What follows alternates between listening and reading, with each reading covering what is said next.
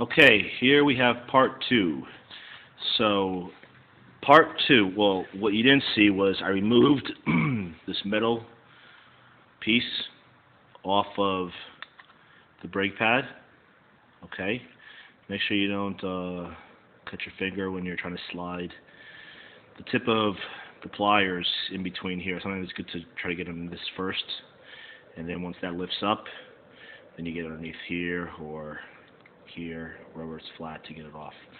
And then just try to rub off some of the sticky stuff on the back, because you have to apply some new stuff on there. I just happen to have some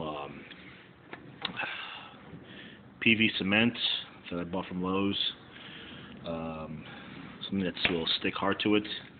Okay, so this might take a bit of while to film, since I'll be doing it step by step. And you'll see sometimes of the problems that may get stuck, and so you'll see that right here. Okay, so I haven't loosened up anything yet. Oh, I have for the calipers. What I also did was I sprayed some PB on the inside here so that the pistons can loosen up. All right, I probably should leave that overnight, so it makes it easier, but since I'm not, make it a bit harder. Alright, so I'm going to put the camera down so you can see what I'm doing here, and I'll try to get it done at the same time. Let's see if this works. Okay, this is from a bird's eye view. Okay. Alright, here we have the new sintered pads. SINTERED. They're bit more expensive than the regular ones, but they work really, really well. I was shocked how well the stopping power is with those compared to the other ones that are carbon or semi-metallic. The sintered ones are really superior. So, okay, put some sticky cement stuff on the pad here. Okay, on the inside. Let me get, all right. Have a rag nearby because this stuff is sticky, and try to do this outdoors where it's ventilated, because this stuff smells really toxic. Okay, so apply that back on there. Make sure this thing is nice and flat, because when you're prying it off, you can bend a little bit. Make sure it's flat once you get it off completely. Alright. Some people say it's good to get a whole new one of this metal piece here, the flat piece, but I just use the same one. If I saw some cracks in this one, I would change it, or if it was pretty warped, I would change it, but this one's decent shape. Okay, that's one. So the other one.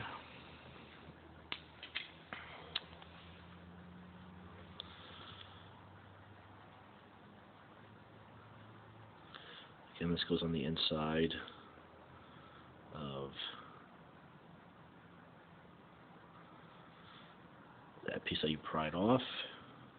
You have plenty of stuff on there. You don't need a whole lot, but just enough so that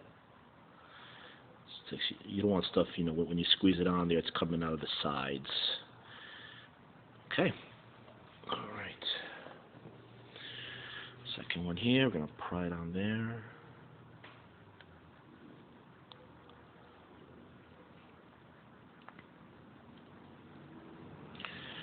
Alright. Good. Flat. There's no space between the pad and the brake. No space. Good. Let that dry on for a minute. It's pretty quick. Okay. Now comes the hardest part, I'd say. That is pushing. Let's see, put the camera right here. Pushing this here, those round hollow tubes, downward. So you got to make more space between it. You see how those have some space there? well, you have to spread them apart even more, okay, so that your brake pads can go in there smoothly and can go onto the disc with ease. So what I try to do is something that's metal hard that'll push that down. That's why with the PB Buster, hopefully that allows it to loosen up quite a bit, okay? Alright, so put you back up here.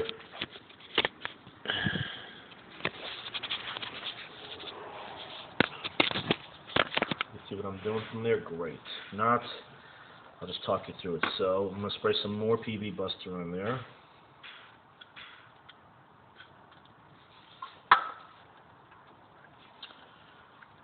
Let that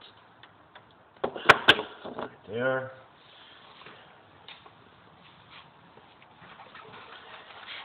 Make sure you take off any of the grease that or stuff that you spill onto the disc pad. You don't want the disc being slippery. But if you do, it tends to just burn right off when you're riding because of the heat. So that's a bit. Okay, I'm going to try to use a screwdriver here. Try to push these inward more. So you push them. If you have something easier, or if you know something, there you go.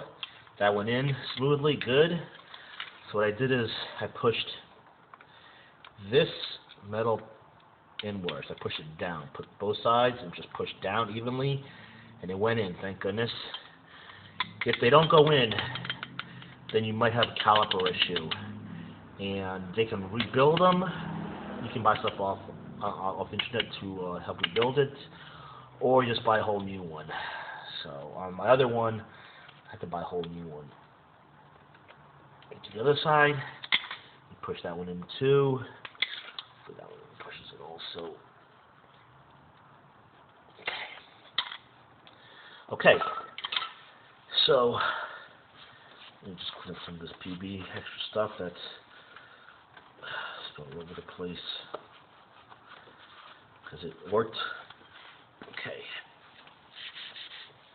So what we did was we made more space in between there, hoping that's enough space to allow the new brake pads to go in there. Since the new brake pads have a higher surface, you need more space to get them in there. Okay, I'll just clean some more of the PB stuff in there, the grease. Afterwards, what I'll do is I'll spray this off once I'm completely done with some brake parts cleaner. That will take off all the grease that's in there and on the caliper and on the disc as well also. So make sure you have some of that on hand so you can remove any of the grease so your brake pads work as they should. Okay, that should be good. Now, we'll put the pads on. Alright. It may sound tricky, but it's really not. Okay, let me get a different angle here if I can. Maybe that'll be the best angle there. Okay, we're going to take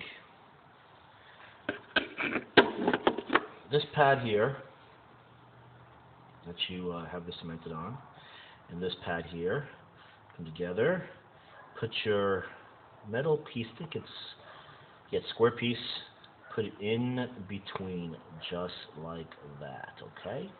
Just like that. With, there's holes there, you want the holes in between each other so that your pin that you took out in part 1 can fit right in there, okay? So this is not too tricky, but it can if it falls. But we'll just turn this upside down so it falls right into place.